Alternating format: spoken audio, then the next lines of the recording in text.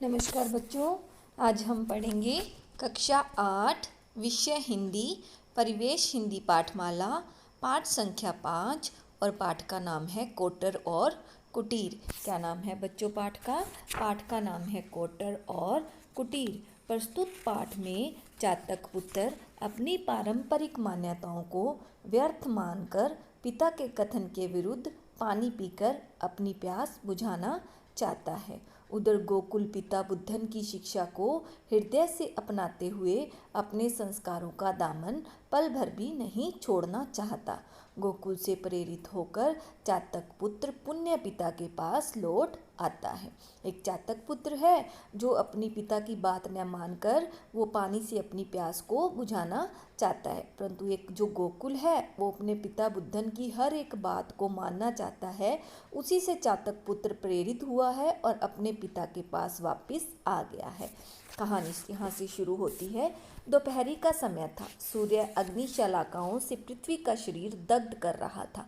वृक्षों के पत्ते निष्पद थे, मानो किसी भयंकर कांड की आशंका से सांस सी साधे खड़े थे। इसी समय अपने छोटे से क्वार्टर के भीतर बैठे हुए चातक पुत्र ने कहा, पिता। चातक ने अपनी चोंच कुमार की पीठ पर फेरते हुए प्यार से कहा, क्या है बेटा?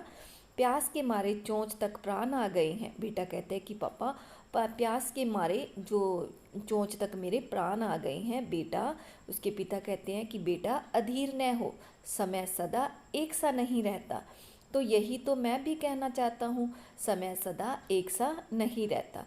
पुरानी बातें समय के लिए थी, आप अब भी उन्हें इस तरह से छाती से चिपकाए हुए हैं जिस तरह बानरी मरे बच्चों को चिपकाए रहती है।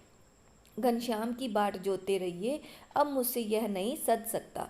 जो घनश्याम है वो कहते कि बारिश क्योंकि स्वाति बूंद ही पीता है जो चातक है, तो इसलिए उसने कहा कि अभी आप उसकी बारिश की वेट करते रहिए, वर्षा की वेट करते रहिए, तब तक शायद मेरे प्राण ही निकल जाएं। तो उसके पिता चातक हैं जो वो क्या कहते हैं, घनश्याम के सिवा हम और किसी का जल ग्रहण नहीं करते। हमारे कुल का व्रत है, क्योंकि ये चातक के कुल का व्रत है कि स्वाति बूंद वर्षा के जल को उससे ही वो अपनी प्यास को बुझाते हैं। तो इस व्रत के कारण अपने गोत्र में न तो किसी की मृत्यु हुई है न ही कोई दूसरा अनर्थ। वो कहते कि इसके कारण न तो किसी की प्यास के कारण किसी की मृत्यु हुई है न ही कोई दूसरा अनर्थ। आप कहते हैं कोई अनर्थ नहीं हुआ, मैं कहता हूँ प्यास की यंत्रणा से बढ़कर और कोई अनर्थ होगा भी नहीं। जहाँ से भी होगा मैं जल ग्रहण करूँगा ही। तो चातक पुत्र कहता है जहाँ से भी होगा मैं जल पी लूँगा, अब मैं इस व्रत को और पालन नहीं कर सकता। चातक सिंहर कर पंख फड़फड़ाने लगा। थोड़ी देर तक चुप रहकर वह बोला, बेटा धैर्य रखो, अपने इस व्रत के कारण ही पानी बरसता है। तो वो अपने पुत्र को समझाने लग जाता है कि थोड़ा टाइम वेट करो, थोड़ा धैर्य रखो, अपने इस व्रत के कारण ही पानी बरसता है और धरती माता की गोद हरी भरी होती है। यह व्रत इस तरह नष्ट कर देने की वस्तु नहीं है। लाडले लड़के ने कहा, व्रत पालन करते हुए इतने दिन तो हो गए, पानी का कहीं चिन्ह तक नहीं मिलता है। गर्मी ऐसी पड़ रही है कि धरती के सब नदी नाले क्या हो गए हैं, सूख गए हैं। फिर सूर्य के निकट रहने वाले आकाश के मेघों में पानी टिक ही कैसे सकता है? तो वो कहता है कि अभी तो बारिश का कोई भी मौसम नहीं लग रहा है, तो बारिश आएगी कब और कब मैं अपनी प्यास बुझाऊंगा? बेटा पृथ्वी का यह निर्जल उपवास है, इसी पुण्य से उसे जीवन दान मिलेगा। भोजन का पूरा स्वाद और पूरी तृप्ति पाने के लिए थोड़ी सी क्षुधा सहन करना अनिवार्य ही नहीं आवश्यक भी है। उन्होंने कहा कि जो भोजन का अगर पूरी तरह से स्वाद और पेट भरकर भोजन खाना है तो थोड़ी सी शरीर को भूख होना बहुत जरूरी है। पिताजी मैं थोड़ी सी क्षुधा से नहीं डरता, परंतु यह भी नहीं चाहता कि क्षुधा ही क्षुधा सहन करता रहूं। मैं ऐसा व्रत व्यर्थ समझता हूं और देवताओं का अभिशाप लेकर मैं भी इसे तोड़ दूंगा। उन्होंने कहा कि चाहे मुझे देवता इस बात के लिए अभिशाप दे दे, मैं इस व्रत को तोड़ दूंगा। घनश्याम को तो सोचना चाहिए थी कि उसके बिना किसी के प्राण निकल रहे हैं। कहते कि बादलों को भी तो सोचना चाहिए कि उसके बिना किसी के जो प्राण हैं वो निकल रहे हैं। आदमी ने मेघों पर अविश्वास करके कृषि की रक्षा के लिए नहर, तालाब और कुओं का बंदोबस्त कर लिया है। कृषि ने आपकी तरह सिर नहीं हिलाया कि मैं तो घनश्याम के सिवा और किसी को जल नहीं छूऊंगी। उन्होंने ये तो नहीं कहा ना, कहते भी हम घनश्याम के बिना और किसी का जल को छुएंगे नहीं, हम ही क्यों इस तरह का कष्ट सहें। आप चाहे मुझे रखें या छोड़ें, मैं यह झंझट न मानूंगा। तो वो कहता है कि आप चाहे मुझे रखो चाहे छोड़ो, मैं तो ये आपका ये झंझट नहीं मानूंगा, इस व्रत का पालन और नहीं करूंगा। चातक ने देखा मामला बेढब हुआ जाता है, इस तरह से मानेगा कहाँ। यह बताओ तुम जल कहाँ से ग्रहण करोगे। चातक पुत्र चुप। चातक पुत्र बिल्कुल चुप था। उसने अभी तक इस बात का विचार ही नहीं किया था। वह सोचता था जिस प्रकार लाखों जीव जंतु जल पीते हैं उसी प्रकार मैं भी पीऊँगा, परंतु वह प्रकार कैसा है यह उसकी समझ में नहीं आया था कि जैसे दूसरे पशु पक्षी जानवर पानी पीते हैं वैसे ही भी मैं भी पी लूँगा, परंतु यह बात उसे समझ में नहीं आ रही थी। लड़के को चुप देखकर पिता ने समझा कमजोरी यही है। वह जानता था कि कमजोरी पर ऊपर से ही आक्रमण करना विजय की पहली सीढ़ी है। चुप कैसे रह गए, बताओ तुम जल कहाँ से ग्रहण करोगे। हिचकिचाकर अपनी बात स्वयं ही खंड खंड करते हुए लड़के ने कहा, जहाँ से दूसरे ग्रहण करते हैं वहीं से मैं भी कर लूँगा। पिता ने कहा, पड़ोस में वह पोखरी है, अनेक पशु पक्षी और आदमी भी वहाँ जल पीते हैं, तुम वहाँ जल पी सकोगे। बोलो है हिम्मत। उसने कहा कि पास में ही एक पोखर है, तालाब है, पोखरी है छोटी सी। तो उसने कहा कि वहाँ चले जाओ, वहाँ पे सारे पशु पक्षी जानवर आदमी आदमी भी पानी पीते हैं, क्या तुम वहाँ से पानी पी सकोगे। चातक पुत्र को उस पोखरी के स्मरण से ही फुरहरी आ गई। उसमें कितनी गंदगी है, पत्ते, सूखी डंठलें और गिर गिर कर उसमें सड़ती रहती हैं। कीड़े कुल बुलाते हुए उसमें साफ दिखाई दे सकते हैं। लोग उसमें कपड़े निखारने आते हैं या गंदे करने। क्या बार सोचने पर भी वह समझ न सका था। उसने कहा कि वहाँ से कैसे पीऊँगा, वो तो पोखरी है भी बहुत गंदी। चातक बोला, बेटा अभी तुम ना समझ हो, चाहे जहाँ से पानी ग्रहण करना इस समय तुम आसान समझ रहे हो, परंतु जब इसके लिए बाहर निकलोगे तब तुम्हें मालूम पड़ेगा कि हमारी प्यास के साथ करोड़ों की प्यास है और तृप्ति के साथ करोड़ों की तृप्ति। तुमसे अकेले तृप्त होते कैसे बनेगा। उसने कहा कि तुम कैसे अकेले तृप्त हो जाओगे, अपनी प्यास को कैसे बुझा लोगे। चातक पुत्र इस समय अपने हठ को पुष्ट करने वाली कोई युक्ति सोच रहा था। पिता की बात बिना सोचे ही बोल उठा, मैं गंगा जल ग्रहण करूँ। उसने कहा कि मैं गंगा का पानी पी लूँगा, गंगा का पानी साफ स्वच्छ होता है। उसने कहा कि मैं तो वो पी लूँगा। जातक ने कहा, गंगा जी यहाँ से 5 दिन की उड़ान पर है, तू नहीं मानता तो जा, परंतु यदि तूने और कहीं एक बूंद भी ली तो हमें मुंह न दिखाना। तो उसने कहा कि अगर तूने वहाँ के अलावा गंगा जल के अलावा कहीं और पानी पिया तो तू मुझे मुंह न दिखाना। चातक पुत्र प्रणाम करके फुर्स से उड़ गया। अब आगे क्या है, कुटीर। पहले कोटर का आ रहा था, अभी कुटीर। बुद्धन का कच्चा खपरेल का घर था। आगे देखा तो एक बुद्धन था, उसका एक कच्चा खपरेल का घर था। उस घर में और कुछ हो न हो, आंगन के बीच चातक पुत्र के विश्राम करने योग्य नीम का एक वृक्ष था। तीसरी उड़ान की थकान मिटाने के लिए वह उसी पर उतरा। उसने कहा कि वह बहुत थक चुका था उड़ान कर करके, इसलिए वो चातक पुत्र वहीं पे क्या हो गया, एक जो बुद्धन का घर था वहाँ पे एक पेड़ था, उस पेड़ के ऊपर उसने अपनी थकान मिटाने के लिए वहाँ पर उतर गया। नीचे वृक्ष की छाया में बुद्धन लेटा हुआ था। नीचे उस वृक्ष की छाया में बुद्धन लेटा हुआ था और क्या था कि अवस्था उसकी 50 के ऊपर की थी। बुद्धन बुजुर्ग हो चुका था, उसकी आयु 50 वर्ष के अधिक हो चुकी थी। एक दिन एकाएक पक्षाघात से उसे अचल कर दिया था। पक्षाघात मतलब उसे एक बार पैरालिसिस हो गया था, तो जिसकी वजह से वो क्या हो गया था, मतलब चलने फिरने में नाकाम था। जीवन और मृत्यु के आपस में सुलह करके मानो आधे आधे शरीर का बंटवारा कर लिया। स्त्री पहले ही गत हो चुकी थी, उसकी स्त्री तो पहले ही मर चुकी थी।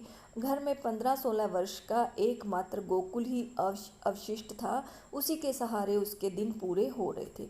उसका एक लड़का था 15-16 साल का, और जो कि जिसका नाम गोकुल था। अब उसी के सहारे ही वो अपना जीवन काट रहा था। जितने भी दिन उसकी ज़िंदगी के बचे थे वो उसी के सहारे ही काट रहा था। गोकुल एक जगह काम पर जाता था, काम करके प्रतिदिन संध्या समय तक लौट आता था। आज अभी तक नहीं आया था, इसलिए बुद्धन उसके लिए छटपटा रहा था।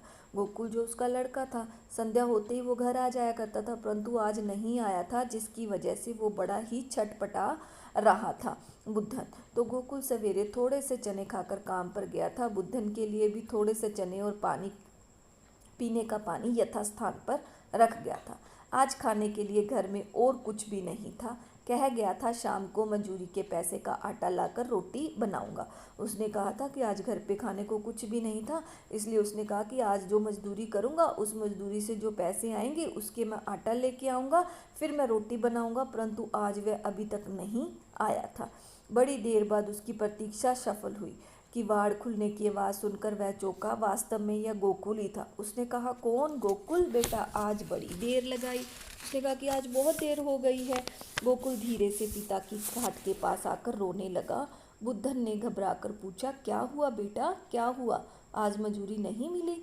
अब कैसे चलेगा? ये मजूरी नहीं मिली, फिर इसकी देर क्यों हुई, इतनी देर क्यों हुई? उसने कहा कि अगर मजदूरी भी तुझे नहीं मिली है काम की, तो इतनी देर कैसे हो गई है? प्राकृतिस्थ होकर गोकुल ने उसे अपना हाल सुनाया। सवेरे घर से निकलते ही गोकुल को सामने खाली घड़ा मिला। उसने कहा कि सुबह जब मैं घर से निकला तो मुझे खाली घड़ा मिला। देखकर उसके पैर ढीले पड़ गए। सोचा, आज भगवान ही मालिक है। काम पर पहुंचकर उसने देखा इंजीनियर साहब काम देखने आए थे। जान पड़ता है काम देखने की जगह वे ओवरसियर साहब को ही देख गए थे। अनायास ही यह बोझा उन्होंने दिन भर मजदूरों पर अच्छी तरह उतारा। शाम को मजदूरी देने के समय ही साफ इनकार कर दिया। आज दाम नहीं दिए जाएंगे, उस अदालत के फैसले की तरह जिसकी कहीं अपील नहीं हो सकती। ओवरसियर साहब का हुक्म मानकर मजदूर अपने अपने घर लौट गए। गोकुल लौटा चला आ रहा था कि एक जगह उसे रास्ते में कुछ पड़ा दिखाई दिया। पास पहुंचने पर मालूम हुआ रुपए पैसे रखने का बटुआ है। उठाकर देखा तो काफ़ी वजनदार था। वह सोच में पड़ गया, इसे खोलकर देखना चाहिए या नहीं। टटोलने पर मालूम हुआ रुपए हैं, और बहुत ही कम ही नहीं। थोड़ी देर तक वह वहीं खड़ा खड़ा सोचता रहा, इसका क्या करूं? उसके पिता ने उसे अब तक जो कुछ सिखाया है, उसने इसे इस बात के सोचने का अवसर ही नहीं दिया कि बटुआ अपने पास रख ले। वह यही सोच रहा था कि वह बटुआ किसका है। उसे ध्यान आया कि कुछ दूर उसने एक गाड़ी जाती हुई देखी थी। उसमें कान की मोती पिरोई सोने की बाली पहने हुए एक महते सेठ बैठे हुए थे। संभव है यह बटुआ उन्हीं का हो। यहाँ कुएं पर गाड़ी रोककर उन्होंने पानी पिया होगा। उसने इस बात का विचार ही नहीं किया कि गाड़ी तक जाने में कितना समय लगेगा। वह दौड़ पड़ा। लगभग आधे घंटे के परिश्रम में वह उस गाड़ी के पास पहुंच गया। गोकुल ने हाँफते हाँफते पूछा, महते, तुम्हारा कुछ खो तो नहीं गया? महते ने चौंक कर गाड़ी में इधर उधर देखा, साथ में जेब पर हाथ रखा तो पाषाण की तरह निष्पद हो गए। गोकुल से महते की यह अवस्था देखी न गई। वह बटुआ दिखाकर उसने झट से प्रश्न कर दिया, यह तुम्हारा है? महते ने क्या, भगवान तुझे सुखी रखे भैया, इसे कहाँ पाया? रास्ते में पड़ा था, इसमें रुपए हैं। महते ने हिसाब लगाकर बताया, 42 रुपये, 1 अठन्नी, 1 घिसी बेकाम 2 अन्नी, 10 या 12 अन्य पैसे, 1 चांदी का छल्ला। गोकुल ने बटुआ खोलकर रुपए गिने, उस ठीक निकले। बटुआ हाथ में लेकर महते की आंखों में आंसू भर आए। बोले, इतनी बड़ी रकम पाकर भी जिसे उसका लोभ न आया हो भैया, मैंने ऐसा आदमी आज तक नहीं देखा। क्योंकि उसने बीच में से कुछ भी नहीं लिया था। तो उसने कहा, यदि किसी और को यह बटुआ मिलता तो मेरा मरण हो जाता। मेरा रोम रोम आशीष दे रहा है, भगवान तुम्हें सदा सुखी रखे। यह कहकर महते ने बटुए से निकालकर गोकुल को 2 रुपये देने चाहे। उसने सिर हिलाकर कहा, मेरे बप्पा ने किसी से भीख लेने के लिए मुझे मना कर दिया है। मुफ्त के ये रुपये मैं न लूँगा। महते ने सजल नेत्र विस्मय से खुले ही रह गए। गोकुल थोड़ी ही देर में उस अंधकार में उनकी आंखों से ओझल हो गया। यह सब वृतांत सुनाकर गोकुल अपराधी की भांति खड़ा होकर बोला, बप्पा, आज खाने में के लिए कुछ भी नहीं है। महते से कुछ उधार मांग लाता तो सब ठीक हो जाता। मेरी समझ में यह बात उस समय आई ही नहीं। बुद्धन की आंखों में झरझर आंसू बहने लगे। गोकुल को अपनी दोनों भुजाओं में भरकर उसने छाती से लगा लिया। उसे जिस तृप्ति का अनुभव होने लगा था, वह 2-1 दिन की तो बात ही क्या, जीवन भर की क्षुधा शांत कर सकती है। धन संपत्ति, मान और बढ़ाई सब उसे तुच्छ सी प्रतीत होने लगी। मानो एकाएक मान और बढ़ाई सब उसे तुच्छ से प्रतीत होने लगे, मानो एकाएक उसके सब दुख रोग दूर हो गए हों। अब वह बिना किसी चिंता के मृत्यु का आलिंगन इसी क्षण कर सकता है। बड़ी देर में उसने अपने को संभाल कर बुद्धन बोला, अच्छा ही किया बेटा जो तू महतो से रुपए उधार नहीं लाया। वह उधार मांगता भी एक तरह का मांगना ही होता। 2-1 दिन की भूख हमारा कुछ नहीं बिगाड़ सकती। उसने कहा कि जिस तरह चातक अपने प्राण देकर भी मेघ के सिवा किसी दूसरे का जल लेने का व्रत नहीं छोड़ते, उसी तरह तू भी ईमानदारी की टेक न छोड़ना। फिर कहता हूँ सदा ऐसी ही मति रखना, चाहे कितनी विपत्ति पड़े अपनी नीयत न डुलाना। उसने कहा कि चाहे तुझे जितना मर्जी कष्ट आ जाए, जितना मर्जी तेरे पर विपत्ति आ जाए, परंतु तू अपनी नीति को मत बिगड़ने देना, मतलब अपनी नीयत मत खराब करना। ऊपर चातक पुत्र सुन रहा था, उसकी आंखों में भी झरझर आंसू बहने लगे। बड़ी कठिनता से वह रात बिता सका। पो फटते ही बड़े सवेरे ही वह फिर उड़ा, परंतु आज वह विपरीत दिशा को चला, उसी दिशा को जिधर से वह आया था। उसकी उड़ान पहले से तेज हो गई थी, फिर भी उसने कोटर तक पहुंचने में 4 दिन की जगह 7 दिन लग गए। दूसरे दिन से ही मेघों ने उड़कर ऐसी झड़ी लगा दी कि बीच बीच में कई जगह रुककर ही वह वहां तक पहुंच सका। सिया राम शरण गुप्त। चैप्टर के लेखक का नाम है सिया राम शरण गुप्त।